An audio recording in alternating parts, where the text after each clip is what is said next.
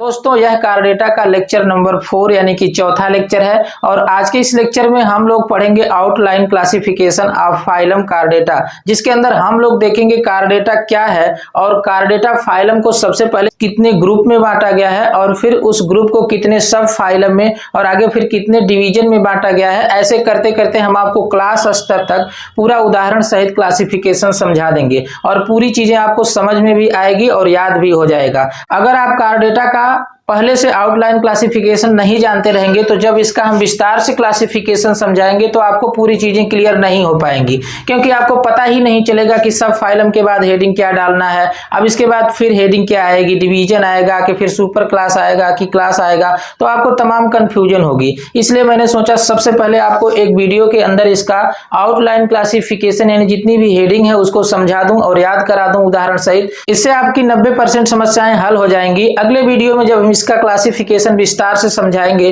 तो पूरी चीजें आपको समझ में आ जाएगी। तो चलिए दोस्तों स्टार्ट करते हैं। फाइलम कार्डेटा को कैसे डिवाइड किया गया है यह बात तो बाद की है, सबसे पहले आपको यह जानना है कि कार्डेटा किसे कहते हैं। तो दोस्तों दुनिया भर के जीवों को सबसे पहले जगत में यानी कि किंगडम में डिवाइड किया गया और कुल 5 किंगडम या 5 जगत बनाया गया, जिसमें सबसे आखिरी और विकसित तरह का किंगडम या जो जगत है वह है एनिमल किंगडम, जिसे जंतु जगत कहेंगे।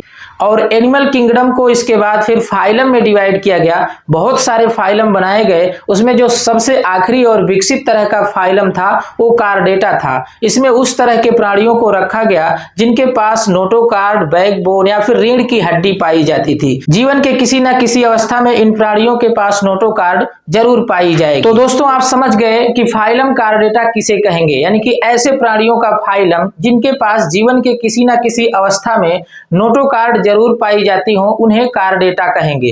तो चलिए अब देखते हैं इसका क्लासिफिकेशन। दोस्तों कार्डेटा सबसे विकसित तरह के प्राणियों का फाइलम है और इन्हें सबसे पहले 2 ग्रुप में बांटा गया है। पहला है एक्रेनिया और दूसरा है क्रेनिएटा। एक्रेनिया किसे कहेंगे? ऐसे प्राणी जिनके पास ब्रेन या फिर स्कल या फिर खोपड़ी या क्रेनियम नहीं पाया जाता है उसको एक्रेनिया कहेंगे। ए का मतलब अब्सेंट और क्रेनिया का मतलब क्रेनियम, यानी कि ऐसे प्राणी जिनके पास क्रेनियम न हो या क्रेनियम अब्सेंट हो उन्हें एक्रेनिया कहेंगे। और ऐसे प्राणी जिनके पास क्रेनियम प्रेजेंट हो या ब्रेन प्रेजेंट हो, स्कल प्रेजेंट हो या फिर खोपड़ी प्रेजेंट हो तो ऐसे प्राणियों को क्रेनिएटा बोलते हैं। बाकी अब देखिए यहां से इधर जो आप पढ़ेंगे इनके अंदर ऐसे प्राणी मिलेंगे जिनके पास ब्रेन या फिर खोपड़ी नहीं रहेगी, और इधर जो आप पढ़ेंगे इनके पास ब्रेन रहेगा, खोपड़ी या फिर क्रेनियम पाया जाएगा। तो देखिए जो एक्रेनिया है उसको प्रोटोकार्डेटा भी कहते हैं। एक्रेनिया का मतलब तो समझ गए कि जिनके पास खोपड़ी या फिर ब्रेन या फिर स्कल या क्रेनियम अब्सेंट हो। और इन्हें प्रोटोकार्डेटा इसलिए कहते हैं क्योंकि ये बहुत ही प्रिमिटिव तरह के प्राणी हैं, बहुत कम विकसित तरह के प्राणी हैं। अभी आपने सुना कि इनके पास ब्रेन ही नहीं है, तो जिससे पता चल रहा है कि बहुत ही कम विकसित या प्रिमिटिव तरह के प्राणी हैं, तो इन्हें क्या बोलेंगे? प्रोटोकार्डेटा। बाकी इन्हें लोअर कार्डेट भी कहते हैं। लोअर कार्डेट का मतलब बहुत ही निम्न तरह के कार्डेट, बात वही है, मतलब इनके पास ब्रेन नहीं है, बहुत ही प्रिमिटिव तरह के हैं, तो इन्हें लोअर कार्डेट भी कह सकते हैं। अब देखिए जो लोअर कार्डेट या फिर प्रोटोकार्डेट या फिर एक्रेनिया है, इनको 3 सब फाइलम में डिवाइड किया गया है। पहला है हेमिकार्डेटा, दूसरा है यूरोकार्डेटा और तीसरा है सिफेलोकार्डेटा। तो दोस्तों इसमें जो पहला सब फाइलम है उसका नाम है हेमिकार्डेटा। हेमिकार्डेटा 2 शब्दों से मिलकर बना है। हेमी का मतलब होता है आंशिक रूप से या अधूरे रूप से या हाफ भी कह सकते हैं। कार्डेटा का मतलब नोटोकार्ड, यानी कि ऐसे प्राणी जिसमें आंशिक रूप से नोटोकार्ड पाई जाती हो, अधूरे रूप से नोटोकार्ड पाई जाती हो, उन्हें आप हेमिकार्डेटा कहेंगे। इसके अंदर जो उदाहरण है वो बैलनोग्लासस है। बाकी दोस्तों सब फाइलम हेमिकार्डेटा के साथ एक विशेष कहानी है, आप इसे भी जानते रहिए, क्योंकि देख रहे हैं आप इसके सामने स्टार लगा हुआ है। इसका मतलब यह है कि पुराने समय में जो क्लासिफिकेशन किया जाता था तो फाइलम कार्डेटा के अंदर हेमिकार्डेटा को सब फाइलम के रूप में रखा गया था, लेकिन अब इसे निकाल दिया गया है, यानी कि इसे फाइलम कार्डेटा से निकाल करके इनवर्टिब्रेटा में रख दिया गया। यहाँ पर देखिए लिखा है subphylum Hemichordata is now considered as invertebrates group, यानी कि अब इसे इनवर्टिब्रेट कहा जाने लगा है, अब यह कार्डेटा के अंदर नहीं है। अब इसके पीछे क्या रीजन है ये समझिए। देखिए, जो हेमिकार्डेटा है इनके अंदर जो प्राणी आते हैं उनमें प्रोबोसिस पाया जाता है। प्रोबोसिस का मतलब सूंड पाया जाता है, उनमें आगे एक उभरी हुई इस तरह की स्ट्रक्चर पाई जाती है, प्रोबोसिस। जब बैलनोग्लासस हम पढ़ाएंगे तो उसे डिटेल में समझा देंगे कि प्रोबोसिस क्या है। इस प्रोबोसिस के अंदर एक हड्डी पाई जाती है। तो शुरू में वैज्ञानिकों का मानना था कि ये जो प्रोबोसिस के अंदर हड्डी पाई जा रही है यह नोटोकार्ड है, लेकिन जब विस्तार से इसका अध्ययन किया गया तो पता चला गया कि इसका जो डेवलपमेंट यानी जो इसका विकास होता है एम्ब्रियोनिक डेवलपमेंट के समय, ये मीजोडर्म से नहीं होता है। बाकी जो अन्य जितने भी कार्डेट्स हैं उनके अंदर जो नोटोकार्ड पाई जाती है उसका डेवलपमेंट मीजोडर्म से होता है, लेकिन इसके अंदर जो हड्डी पाई जा रही थी प्रोबोसिस के अंदर, उसका डेवलपमेंट यानी कि एम्ब्रियोनिक डेवलपमेंट के समय जो इसके प्रोबोसिस के अंदर हड्डी पाई जा रही है उसका डेवलपमेंट मीजोडर्म से न होकर के एम्ब्रियो के अन्य पार्ट से हो रहा था। इसलिए वैज्ञानिक यह मान गए कि यह नोटोकार्ड नहीं बल्कि कोई अन्य हड्डी है। तो अब इसे फाइलम कार्डेटा के अंदर न रख करके इसे इनवर्टिब्रेट कहा गया, यानी कि इनवर्टिब्रेटा में रख दिया गया या नॉन कार्डेटा में रख दिया गया। बाकी जो दूसरा सब फाइलम है यूरोकार्डेटा,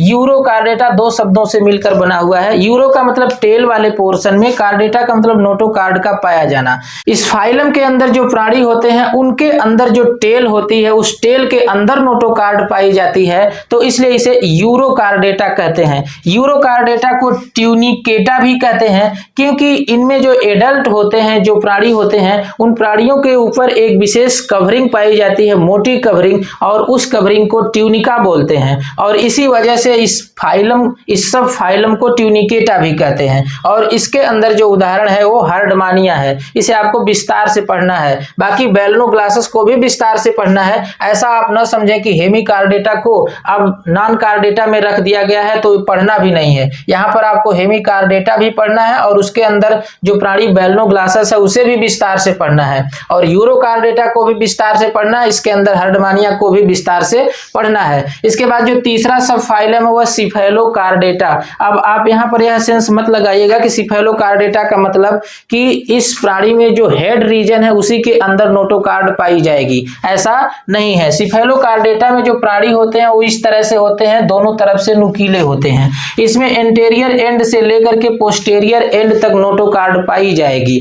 और इसके अंदर जो बेस्ट एग्जांपल है वो क्या है, ब्रैंकियोस्टोमा, या फिर इसे एम्फियाक्सस भी कहते हैं, इसे लेंसिलेट भी कहते हैं क्योंकि इसकी जो बॉडी होती है वो भाले की तरह से होती है, इस तरह से भाला। गांव में आप देखे होंगे एक लाठी के अंदर इस तरह से लोहे का नुकीला कील की तरह से लगा दिया जाता है, जिसको क्या बोलते हैं, भाला बोलते हैं। तो बिल्कुल इसी तरह से इसकी बॉडी है, आप देख रहे हैं इस तरह से मैच कर रहा है, तो इसे लेंसिलेट भी कहते हैं। बाकी आप तीनों सब फाइलम विस्तार से आगे पढ़ेंगे। तो आपने देखा कि जो एक्रेनिया या फिर प्रोटोकार्डेटा है उन्हें तीन सब फाइलम में बांटा गया है। पहला हेमिकार्डेटा, दूसरा यूरोकार्डेटा और तीसरा सिफेलोकार्डेटा। हेमिकार्डेटा के अंदर जो प्राणी है वो बैलनोग्लासस, यूरोकार्डेटा के अंदर हर्डमानिया, सिफेलोकार्डेटा के अंदर एम्फियाक्सस या फिर ब्रैंकियोस्टोमा। तो दोस्तों एक पार्ट इसका समाप्त हो गया। तो चलिए अब दोस्तों देखते हैं कार्डेटा का दूसरा समूह, क्रेनिएटा। क्रेनिएटा का मतलब ऐसे प्राणी जिनके अंदर खोपड़ी या फिर स्कल या फिर ब्रेन पाया जाएगा। इसे आप यूकार्डेटा भी कहेंगे क्योंकि यह पूरी तरह से विकसित प्रकार के कार्डेट हैं, तो इन्हें यूकार्डेटा कहेंगे। और इन्हें हायर कार्डेटा भी कहेंगे क्योंकि उच्च कैटेगरी के कार्डेट हैं, तो इन्हें हायर कार्डेट्स भी कह सकते हैं।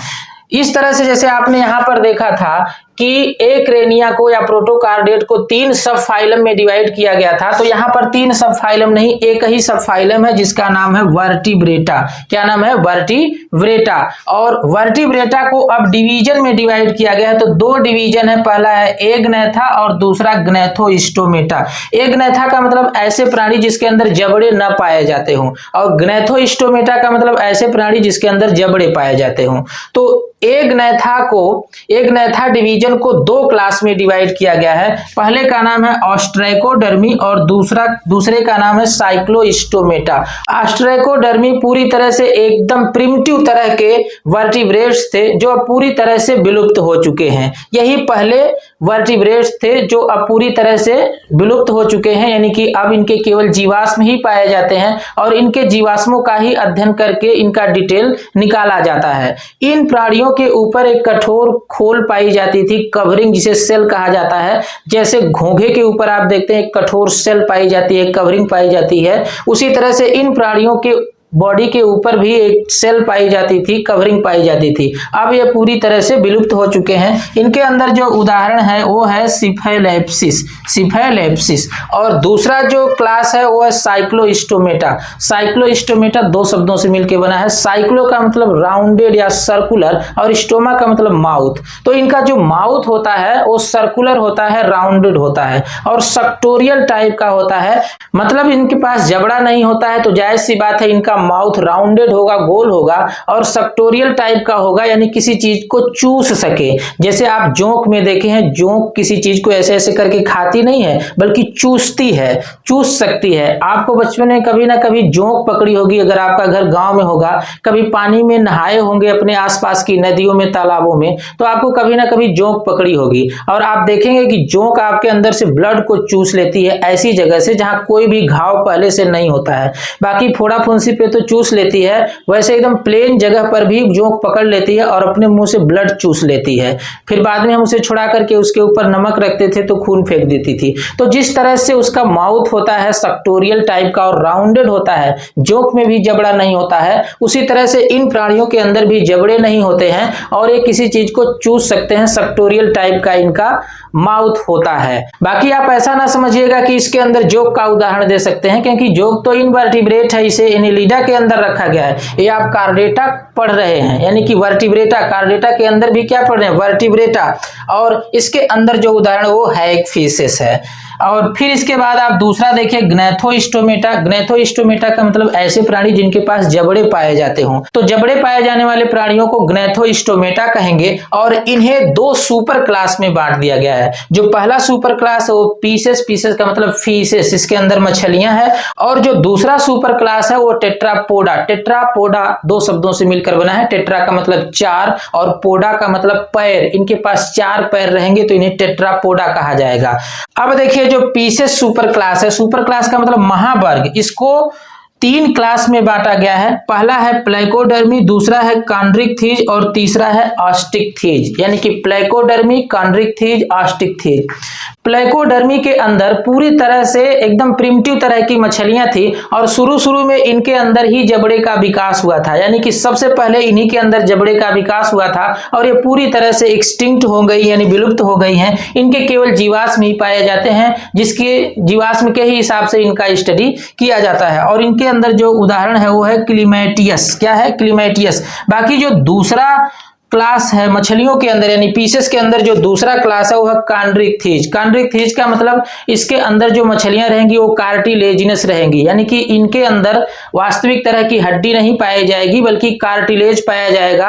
कार्टिलेज का मतलब उपास्थि होता है, बहुत ही कोमल तरह की हड्डी। जैसे जन्म के समय आप बच्चों में देखेंगे तो हड्डी नहीं रहती है बल्कि उपास्थि रहती है, यानी कि अस्थि नहीं रहती है, उपास्थि रहती है। बहुत ही कमजोर तरह की हड्डी होती है, उनका पूरा शरीर ऐसे मरोड़ दीजिए तो उनको कुछ असर नहीं पड़ता है, क्योंकि उनके अंदर क्या होती है, उपास्थि होती है, यानी कि अस्थि नहीं होती है। इसका जो बेस्ट एग्जांपल है वो स्कॉलियोडॉन, यानी जिसे डॉग फिशेस कहेंगे। बाकी जो तीसरा क्लास है उसका नाम है ऑस्टिकथिज। ऑस्टिकथिज का मतलब हड्डियों वाली मछलियां, यानी कि बोनी फिश। यह सबसे विकसित तरह की मछलियां हैं, जैसे कि लेबियो, इसको रोहू बोलते हैं, लेबियो रोहिता, और फिर इसके बाद हिप्पोकैम्पस जिसे सी हॉर्स कहते हैं। तो आप तीन क्लास मछलियों का समझ गए। अब चलिए देखते हैं टेट्रापोडा, यानी कि वर्टिब्रेटा के अंदर जो चार पैर वाले हैं उन्हें टेट्रापोडा बोलेंगे। इसमें जो पहला क्लास है उसको क्या बोलेंगे, एम्फीबिया। एम्फीबिया का मतलब होता है उभयचर। इसके अंदर मेढक जैसे कि राना, ब्यूफो, हाइला, इस तरह के मेढक को रखा गया है। इसके बाद है रेप्टिलिया। रेप्टिलिया का मतलब सरीसृप या फिर रेंगने वाले प्राणी। इसके अंदर जैसे सांप, छिपकली, इस तरह के प्राणियों को रखा गया है। इसके बाद फिर जो तीसरा क्लास है एबीज। एबीज का मतलब होता है पक्षियां। तो इस क्लास के अंदर पक्षियों को रखा गया है। बाकी जो चौथा क्लास है मैमेलिया, इसके अंदर स्तनधारी है, यानी कि जो अपने बच्चों को दूध पिलाते हैं। तो ये 4 क्लास टेट्रापोडा के अंदर आते हैं। मैमेलिया सबसे विकसित तरह के प्राणी, यानी कि दुनिया में जितने भी जंतु हैं उसमें सबसे विकसित तरह के जो जंतु हैं वो मैमेलिया हैं, जिसको टेट्रापोडा के अंदर रखा गया है। बाकी एक बात आप और जानते रहिए कि रेप्टिलिया, एबीज और मैमेलिया, इन तीनों क्लास को क्या बोलते हैं? Higher vertebrates. क्या बोलते हैं? Higher vertebrates. बाकी एक जो एम्फीबिया और ये 3 मछलियों का जो क्लास है, यानी प्लेकोडर्मी, कॉन्ड्रिक्थिज, ऑस्टिकथिज, इनको बोलते हैं लोअर वर्टिब्रेट्स। क्या बोलते हैं? Lower vertebrates. प्लेकोडर्मी, कॉन्ड्रिक्थिज, ऑस्टिकथिज और एम्फीबिया, इनको लोअर वर्टिब्रेट्स बोलते हैं। बाकी 3 क्लास रेप्टिलिया, एबीज, मैमेलिया, इसको हायर वर्टिब्रेट्स बोलते हैं। एक चीज आप यहां पर और याद रखिए कि इन तीनों क्लास को बोलते हैं एमनियोट्स, यानी कि ऐसे प्राणी जिसके पास एमनियोटिक मेम्ब्रेन पाई जाती है। बाकी जो ये 4 क्लास देख रहे हैं इसको एन एमनियोट बोलते हैं, यानी इन सब के पास एमनियोटिक मेम्ब्रेन नहीं पाई जाती है। तो दोस्तों आप पूरी तरह से समझ गए हैं इसका क्लासिफिकेशन कैसे किया जाता है। इसे आप पूरी तरह से याद कर लीजिए। जैसे फाइलम कार्डेटा को 2 ग्रुप में बांटा गया है। पहला है एक्रेनिया, दूसरा क्रेनिएटा। एक्रेनिया को 3 सब फाइलम में डिवाइड किया गया है, हेमिकार्डेटा, यूरोकार्डेटा और सिफेलोकार्डेटा। हेमिकार्डेटा के अंदर बैलनोग्लासस को रखा गया है, यूरोकार्डेटा के अंदर हर्डमानिया को रखा गया है और सिफेलोकार्डेटा के अंदर एम्फियाक्सिस या फिर ब्रैंकियोस्टोमा को रखा गया है। और जो क्रेनिएटा है, जिनके पास स्कल पाई जाती है या फिर ब्रेन पाया जाता है, उनके पास केवल एक ही सब फाइलम है, वर्टिब्रेटा। वर्टिब्रेटा को 2 डिवीजन में बांटा गया है। इनके पास 2 डिवीजन है, एक का नाम है एग्नेथा और दूसरे का नाम है ग्नैथोस्टोमेटा। एग्नेथा का मतलब ऐसे प्राणी जिनके पास जबड़े नहीं है। इसके अंदर 2 क्लास है, पहला है ऑस्ट्रेकोडर्मी और दूसरा है साइक्लोस्टोमेटा। बाकी जो ग्नैथोस्टोमेटा है, इसके अंदर 2 सुपर क्लास बनाया गया है, पहला है पीसेस और दूसरा है टेट्रापोडा।